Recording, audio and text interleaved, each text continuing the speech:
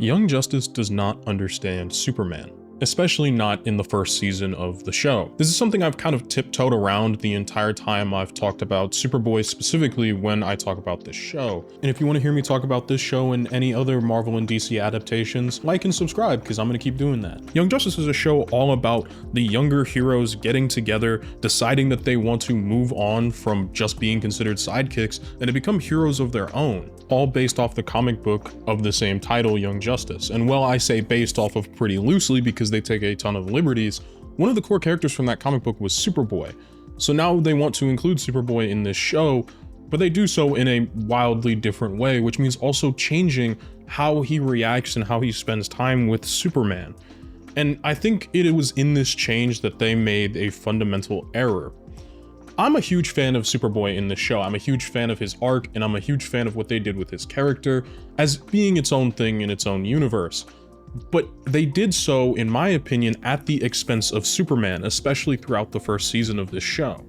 Every character in this show has a mentor or a hero above them, not only to help them out, but also to help them continue to hone their powers and to build upon themselves to become their own heroes. Even though they weren't exactly the most thrilled at the idea of their young proteges finally stepping out of their own shadow and trying to be their own heroes, and despite the dangers and risks that came with that, the rest of the League members still went out of their way to not only provide their assistance, but to also provide their mentorship continually, while also respecting that these kids are trying to become heroes of their own. Even those of the League members that didn't have a sidekick, think Black Canary for example, or Red Tornado, would spend a lot of time devoted to the team, to teaching them, to helping them understand not only what it means to be a hero, but to help them control their powers. And if you could imagine, what hero would be better for that than the literal beacon of hope that is Superman? The guy that stands up to injustice no matter what, that believes that there is a right, a duty for a man that has powers to do the right thing, otherwise evil will prevail. This guy, his whole mantra is built on hope, on care, on love, on protecting the things that matter the most in this life. It's also built on forgiveness, on giving second chances, on trying his best to be the best person he possibly can be. And sure, does Superman have flaws? Yes. Just like everybody in the world, he has flaws. He gets angry, he gets upset, he can argue, he hates being called things like super shit. And I think it's very important that Superman as a character has flaws, not necessarily in the idea that, oh, I'm very morally gray, or that he is this messiah type character, but rather that he has flaws in a very human way. He gets upset, he gets angry, as I've said earlier. Frustration at the world, at trying to change it through hope and through peace and through justice. And I think they were trying to apply this idea that Superman, due to the nature of how Superboy was made, which is that Superboy is a clone of Superman mixed with the DNA of Lex Luther. They were trying to tell a story that because of the cloning, Superman does not feel comfortable stepping into this mentorship role with Connor.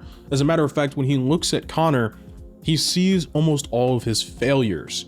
Connor becomes a sign not only of his failures, but of what it means to have a character that is himself, but without all of the hope and the care and the love, and with a lot more anger and angst. It's a mirror, and it's a mirror Superman does not want to look into at all. But it also acts as this idea that maybe Superman's not ready to be a dad. Superboy almost looks up to him in that fatherly figure role, especially the first time the two characters meet at the end of the two-part special. Superman just doesn't want to be a part of the kid's life at all. He doesn't want to train him, he doesn't want to mentor him, he doesn't even want to be near Superboy or really talk to him or look at him. It takes other League members convincing Superman to go talk to his clone. And I don't think that is like Superman at all. I actually think that does a lot to hurt the image of the character and also hurt what it means to be Superman. We're talking about a guy that lost his entire world. He is the last living Kryptonian in this universe currently, because we haven't been introduced to Zod yet, which we would get in later seasons. We haven't been introduced to Supergirl yet, who we'd also get in later seasons. So at this point, Superman is the only Kryptonian on Earth. He also doesn't have a son yet. And well, yes, he could be wary of the fact that this dude came out of a xenomorph lab and that this was a Cadmus project, and it was using his own DNA to make what was essentially supposed to be a Superman killer. But when he looks at Superboy, especially during that first meeting, and he realizes that Superboy went out of his way to help save people and to be a hero, and yet he still chooses to ignore Superboy and not want to spend any time with him. And any time that he does actually spend with Superboy, he realistically only spends that time chastising him. A few episodes later, we see Superman and Superboy team up on a bridge to help save a ton of people. And instead of Superman giving any sort of constructive criticism, as Connor is only open to this kind of criticism, especially in the early seasons, from Superman alone, he instead just has nothing but negative things to say about Connor and the way that he was trying to save other people, calling him reckless and angry and treating him as though he's annoying and not somebody that Superman has the time to mentor. He does nothing but chastise. There is no positive reinforcement in his very minor mentorship of Connor. You want to take the chance. As it is, your landing could have destabilized the entire bridge. It didn't, but it could have.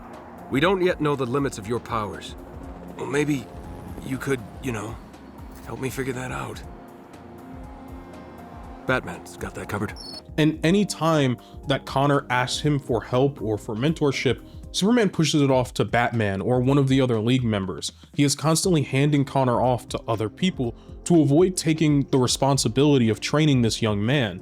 A young man that looks up to Superman, that has spent his whole, what is realistically like few months out of the tube, life wanting to be like Superman. He has 16 years of genetic memories of Superman, of wanting to be just like him. This is a kid that idolizes Superman and might even see him as a father figure who is being routinely shoved away. And I don't think that's the kind of character Superman is. I don't think, even if he knew that Superboy was a clone with Lex Luthor's DNA, which he doesn't know about the Lex Luthor part yet, but even if he knew those things, even if he knew Superboy was a Cadmus experiment, I firmly believe that Superman would look at him and would truly see someone to be proud of. He would see another Kryptonian, a brother at the very least, who despite his circumstances has chosen to be a hero, despite the fact that he was manufactured to take over as what would be a puppet for Cadmus after Superman passed, or potentially a weapon to hurt Superman. He has chosen to be a hero. To me, I think Superman would find that inspirational. This is a guy that has spent his entire life turning himself into a symbol of hope and a symbol of inspiration across the world. And I think he would see that exact same inspiration in Superboy. Now, would their personalities butt heads occasionally? Yes, Superboy is brash, he is angry, but he's also, fundamentally, he's a child. He is like 6 months old by the end of the show. So he has a lot of emotional growth to do, and as we saw in later seasons, he does do a lot of growing emotionally. But I also think part of the reason Superboy is so angry and is so upset throughout a majority of this show is because his only form of mentorship, the only guy that would understand the kind of powers he has and also the meaning of what it would be to lack those powers when constantly being compared to Superman, isn't there for him. He's not at all. And so I think part of that is what leads to Connor being so angry and upset and constantly trying to prove himself. In order to make Connor's character better, the show actively had to almost demonize Superman in that first season, to give Connor a good reason for him being upset, to give Connor a good reason for him being as brash and as angry as he is. It's all because he is constantly trying to prove to Superman, hey, look at me, I can be a hero. I'm not just that weird clone that you look at and forget. I'm not just that clone that you can put on a shelf and forget about. I'm worthy of your time. I'm worthy of your almost affection in that kind of sense. I'm worthy of your mentorship. But no matter what he does, Superman is unwilling to give that to him. And we see that as the season progresses. And we see this in Downtime, which is one of my favorite episodes of the entire season because I like seeing what superheroes do when they're not being superheroes. And in this episode, all but 2 members of the team are either with their mentor or with loved ones, and those 2 members are McGann and Connor. I don't really have an answer for McGann other than that she's technically yes and no, not the cousin of John Jones. It gets a little confusing. And Connor has no one. Because Superman does not accept Connor into being a part of his family, Superboy has nobody to see, he has nobody to visit. Outside of his family on the team, Superboy has nobody. And so he spends that episode hanging out with McGann. I don't think Superman, as a character, would fundamentally let that happen. Whether he sees him as a son, or a brother, or an extension of himself, I think Superman would look at that young man and say, "What are you doing today? Let's go do something." Even if Superman was bad at being a mentor, he would still want to find a way to be better. He would want to find a reason to truly be good for this young man, realizing that this kid looks up to him, has the same powers, wears the symbol, even took the last name of Kent. When the League, a few episodes later, is voting about who they should add onto the team, Superboy's name comes up and Superman shoots it down. He doesn't want Superboy anywhere near him, especially not as a League member. Every other mentor brings up their former sidekick, or at least brings up the idea of adding members from the team. All of them except Superman, because he doesn't want Connor in that area. And while I think all of these superheroes are too young to be doing the kind of things they're doing, at the end of the day, they are. And so thinking about adding them to the Justice League is that natural next step, especially for the older heroes like Calder and Speedy. But even in private, he wants nothing to do with Connor. And this, in my opinion, is kind of what pushes Connor into using the patches. We see that later in the season, Connor gets access, courtesy of Lex Luther, to these patches, which is this kind of semi-addictive substance that he slaps it on his arm, and it bridges the gap between Kryptonian and human DNA, giving him all the powers of a Kryptonian, but also all of the unstable rage that comes with being a pure Kryptonian clone.